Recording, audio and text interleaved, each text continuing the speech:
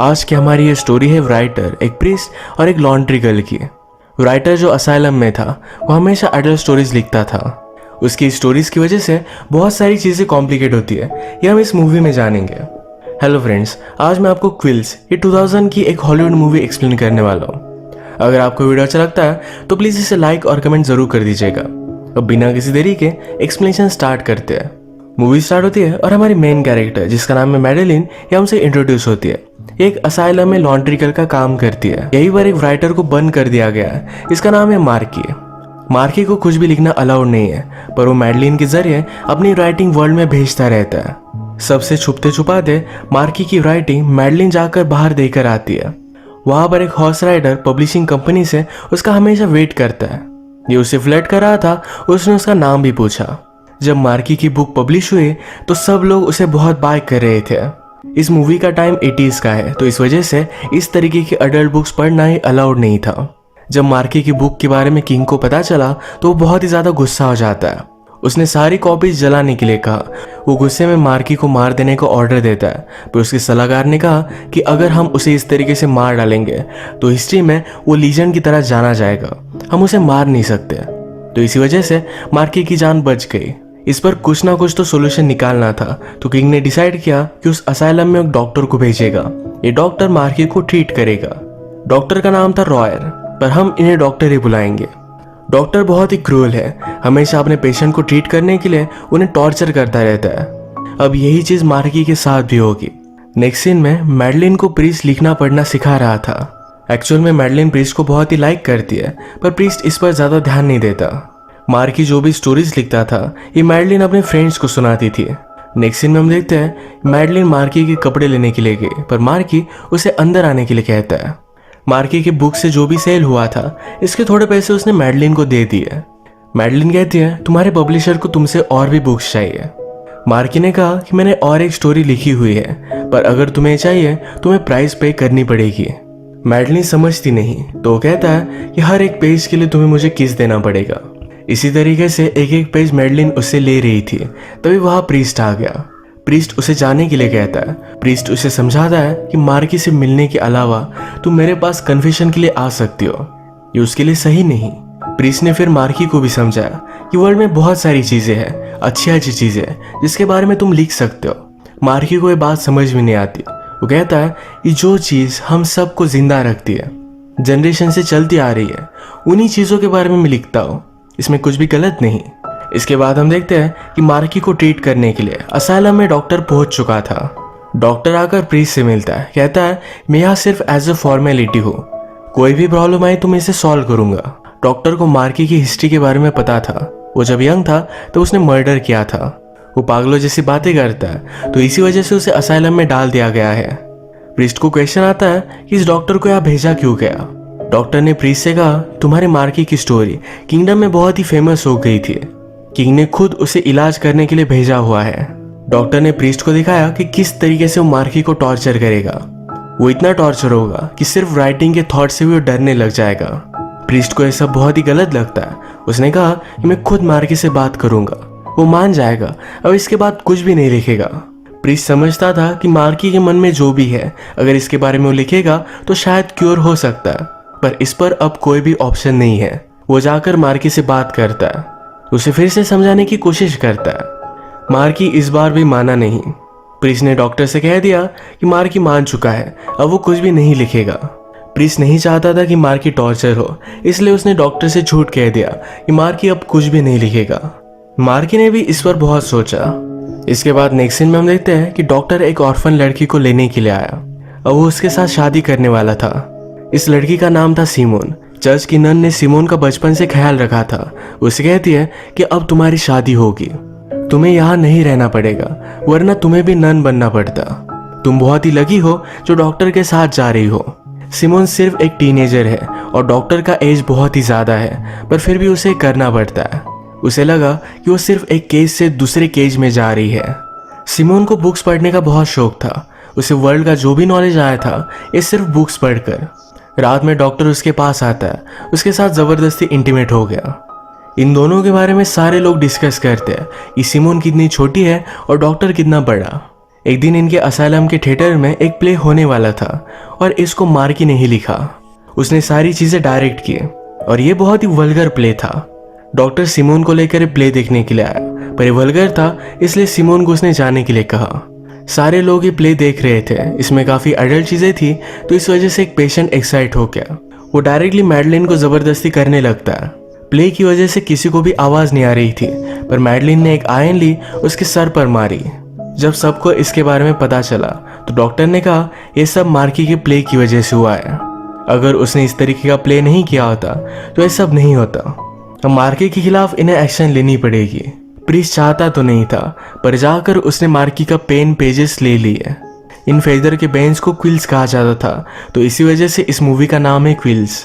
Marquee priest से कहता है कि प्लीज ऐसा कुछ भी मत करो। मैडलिन मेरी सब कुछ बात सुनती है, अगर तुम चाहो तो तुम्हारे पास में उसे भेज सकता हो। प्रीस्ट को यह बात बहुत डिस्गस्टिंग लगी। इसके बाद नेक्स्ट सीन में मार्की से मिलने के लिए उसकी वाइफ आई हुई थी। उसे समझाने की कोशिश करती है तुम ऐसी चीजें लिखा मत करो। मार्की को यह बात समझ में नहीं आती, उस पर गुस्सा हो गया। वो कहता है कि मेरे लिए पेन और पेपर लेकर आओ। उसकी वाइफ ने कहा सिर्फ तुम ही केज में नहीं हो, मैं जब भी बाहर जाती हूँ तो सब लोग मुझे बहुत ही गलत नजरों से देखते हैं। तुम्हारी वजह से मेरा कोई भी रिस्पेक्ट नहीं करता। उसकी लाइफ एक लिविंग हेल हो चुकी है। मार्की बहुत ही सेल्फिश था, वो अपनी वाइफ की भी केयर नहीं करता। मार्की की वाइफ फिर डायरेक्टली डॉक्टर के पास आई। उसे कहती है मार्की का सही से इलाज कर दीजिए, उसे इतनी तकलीफ दीजिए कि वो फिर से कुछ भी कर ना पाए। डॉक्टर कहता है हमारे असाइलम के पास इतने पैसे नहीं कि हम उसका सही से इलाज कर पाए। मार्की की वाइफ कहती है कि मेरे पास भी ज्यादा कुछ पैसे नहीं। डॉक्टर कहता है कि मार्की की बुक सेल करके जो भी पैसे आते हैं उसका तुम क्या करते हो। वाइफ कहती है कि वो डर्टी मनी है, मैं उसे हाथ नहीं लगा सकती। डॉक्टर ने कहा कि वही पैसे तुम मुझे दे दो, उन्हीं पैसों से मैं उसे टॉर्चर करूंगा। मार्की की वाइफ को भी ये प्लान अच्छा लगा। उसे रिग्रेट इस बात की थी कि एक बार उसने भी मार्की से प्यार किया था। मार्की कुछ भी लिख नहीं पा रहा, तो इस वजह से बहुत ही डिस्टर्ब हो चुका था। उसके बाद जब खाना आया तो चिकन का बोन यूज कर वाइन को एज अ इंक समझकर वो अपनी शीट्स पर पूरी बुक लिख डालता है।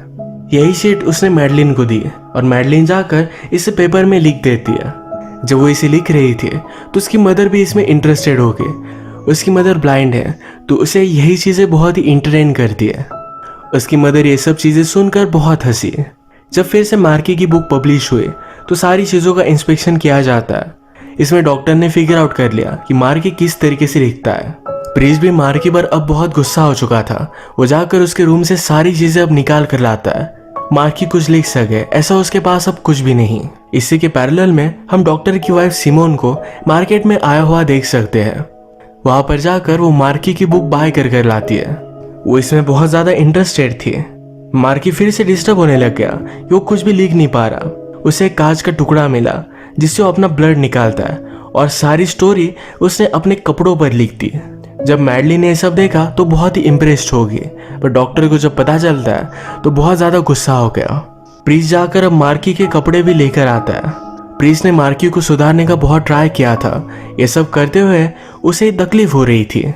मैडलिन मार्की को सपोर्ट करती है, तो इस वजह से उसे पनिशमेंट दी जा रही थी। सब लोगों के सामने उसे कोड़े मारे जा रहे थे। प्रीस्ट ने देखा और जाकर मैडलिन को बचा लिया। कहा कि अगर किसी को पनिश करना है तो मुझे कीजिए। डॉक्टर प्रीस्ट को छोड़ देता है। प्रीस्ट ने फिर मैडलिन से बात की। उसने पूछा तुम्हें इन सब स्टोरीज में क्यों इंटरेस्ट है।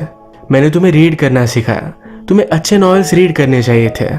मैडलिन कहती है कि मैं दिन भर बहुत काम करती हूँ और फिर मुझे ज्यादा कुछ भी इंटरेस्ट नहीं होता। मार्की की स्टोरी सबसे इंटरेस्टिंग होती है और यही पढ़ना उसे अच्छा लगता है। डॉक्टर के साथ काम करने वाला एक असिस्टेंट था।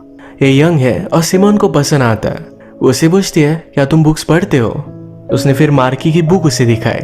असिस्टेंट ने देखकर बहुत ही सरप्राइज था। उसे कहता है सिर्फ पढ़ने से कुछ भी नहीं होता, तुम्हारे एज में ये प्रैक्टिकल करना चाहिए। सिमोन ने कहा मुझे टीचर की जरूरत है। इसके बाद इन दोनों का अफेयर स्टार्ट हो गया था। नेक्स्ट सीन में हम देखते हैं प्रीस्ट ने अब डिसाइड किया है कि मैडलिन को कहीं दूर भेज देगा। मैडलिन यहाँ से दूर जाना नहीं चाहती थी। वो रात में प्रीस्ट के पास आई, कहती है मैं किसी से प्यार करती हूँ और मैं उससे दूर नहीं जाना चाहती है। प्रीस्ट कहता है तुम मार्की से प्यार करती हो। मैडलिन ने कहा तुम मेरी मदर से भी अंधे हो, मैं तुमसे प्यार करती हूँ। ये कहकर उसने उसे किस कर लिया, पर प्रीस्ट उसे दूर करता है। प्रीस्ट कहता है कि मैं भी तुमसे प्यार करता हूँ, पर उस तरीके से नहीं, एज ए ह्यूमन बीइंग। ये सब चीजें करना उसे अलाउड नहीं था। मैडलिन इस बात से बहुत हर्ट हो गई। इसके बाद नेक्स्ट सीन में हम देखते हैं कि सिमोन और डॉक्टर का असिस्टेंट ये दोनों एक दूसरे के प्यार में थे।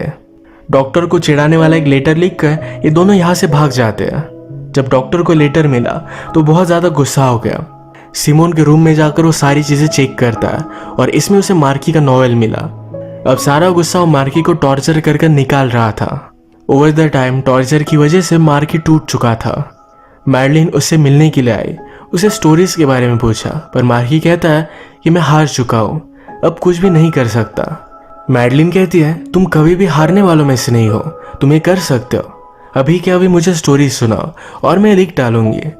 मार्की को भी एक आइडिया आया।